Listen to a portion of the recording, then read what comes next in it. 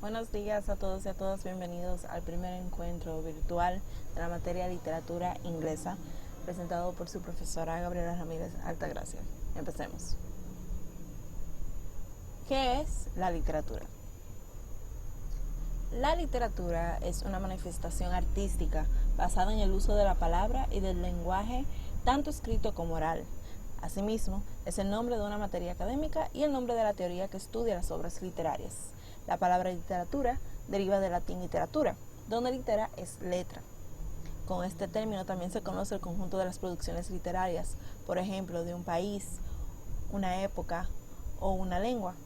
Por extensión, se utiliza además para referirse al conjunto de obras que tratan sobre un tema determinado. Historia de la literatura. Anteriormente el término literatura no existía. En el siglo XVII, cualquier obra escrita era conocida bajo el nombre de poesía o elocuencia. A partir del siglo XVIII, que comenzó a hacerse uso de la palabra literatura. Sin embargo, no fue hasta el siglo XIX que el término tomó el sentido con el cual se conoce en la actualidad. Posteriormente, en el siglo XX, el formalismo ruso, en especial Roman Jakobson, estudió con determinación aquello que era definido como literatura y sus características. De esta manera, logró diferenciar la función poética del lenguaje y la estética de la escritura para emitir un mensaje. Por lo tanto, no todo lo que se escribe se considera literatura.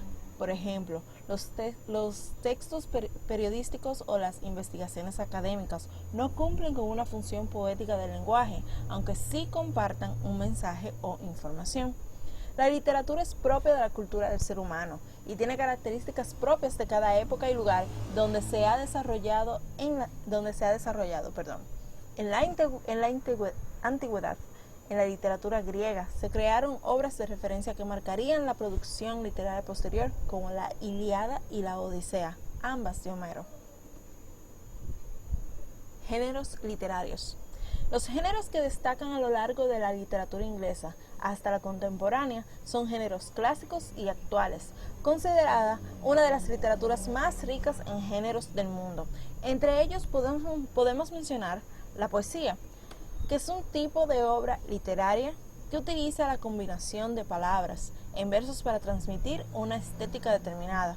La prosa, que es una estructura o forma que forma el lenguaje de forma natural. El teatro, un conjunto de obras dramáticas propias de una época, país, estilo, autor. La sátira, composición literaria en prosa o en verso de carácter crítico, moralizador o irónico. La autobiografía, una narración de la vida de una persona escrita por ella misma. La literatura fantástica, que alude a un género narrativo basado sobre todo en los elementos de fantasía, en los cuales podemos encontrar la literatura de terror, ciencia ficción o la literatura gótica. El drama, también llamado dramaturgia, es un género literario, caracterizado por un final trágico. Y la comedia, una obra dramática de tema ligero y desenlace feliz. Los principales exponentes de la literatura inglesa son bastantes, son muy variados y también son extensos. En este caso les voy a mencionar algunos de los exponentes más destacados de esta literatura. Tenemos uno de los principales y uno de los más reconocidos alrededor del mundo, el señor William Shakespeare, como sus obras Romeo y Julieta, Macbeth, Hamlet y Otelo. Tenemos a Charles Dickens, con sus obras Oliver Twist, Canción de Navidad, David Copperfield. También tenemos a Oscar Wilde, con sus obras El retrato de Dorian Gray, De Profundis y Salomé. También tenemos a George Orwell con 1984, La hija del clérigo y Homenaje a Cataluña. Tenemos a Toni Morrison con sus obras Ojos Azules, La canción de Salomón y Beloved.